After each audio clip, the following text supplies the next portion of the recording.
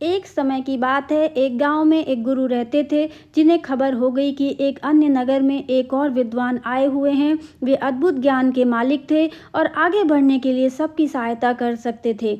यह खबर सभी को बहुत पसंद आई। सब लोग उस नगर में उनसे मिलने के लिए जूझने लगे।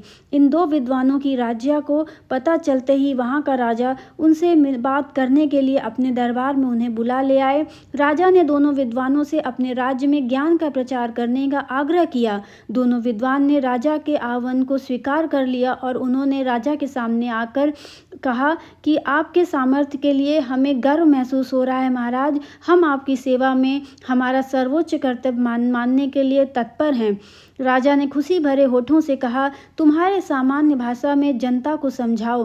पहले विद्वान मुस्कुराते बोले, अच्छा महाराज, हम आपके राज्य के राजा और प्रजा के बीच बातचीत को सुगम बना सकते हैं। राजा ने आश्चर्यचकित हुए कहा, मुझे बिल्कुल आश्चर्य हो रहा है कि तुम कैसे कर सकते हो, यह तो मेरे लिए। दूसरे विद्वान ने मुस्कुराते हुए कहा, महाराज, हम आपके राज्य के लोगों को सामग्री के बिना खाने का ज्ञान दे सकते हैं। राजा ने बहुत ही आश्चर्यचकित होकर कहा, मैं ये सचमुच मानने में सक्षम नहीं हूँ। कृपया मुझे बताओ, तुम इस बात को कैसे संभव कर सकते हो। पहले विद्वान ने कहा, महाराज, हम विज्ञान का उपयोग करके एक ऐसा उपकरण बना सकते हैं जिससे हम राजा की मर्यादा के साथ बातचीत कर सकते हैं।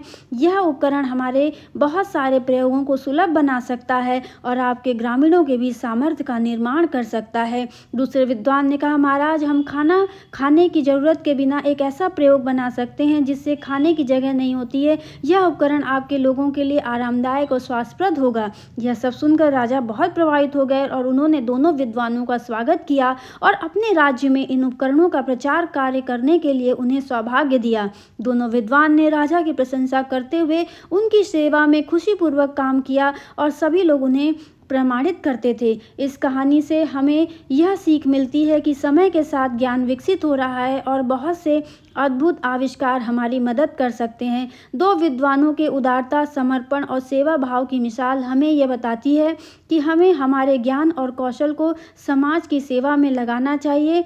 तो हमें ये पता चल जाता है कि हमें हर समय लोगों की मदद के लिए तत्पर रहना चाहिए, क्योंकि विद्वानों की कहानी हमें यही सिखाती है कि ज्ञान का उपयोग समाज और मानवता की उन्नति के लिए किया जाना चाहिए। तो हमें भी अपने ज्ञान को चारों तरफ फैलाना चाहिए। जो भी ज्ञान हमारे पास है उसको चारों तरफ फैलाएं और लोगों के बीच में ये प्रचार प्रसार करें कि जो ज्ञान हमारे पास है उससे हमें क्या क्या चीज़ मिल सकता है और उससे लोगों को हम क्या क्या लाभ दे सकते हैं। और हमारी जो भी चीज़ें हैं, जितनी भी चीज़ें हैं, उन्हीं में हमें खुश रहना चाहिए।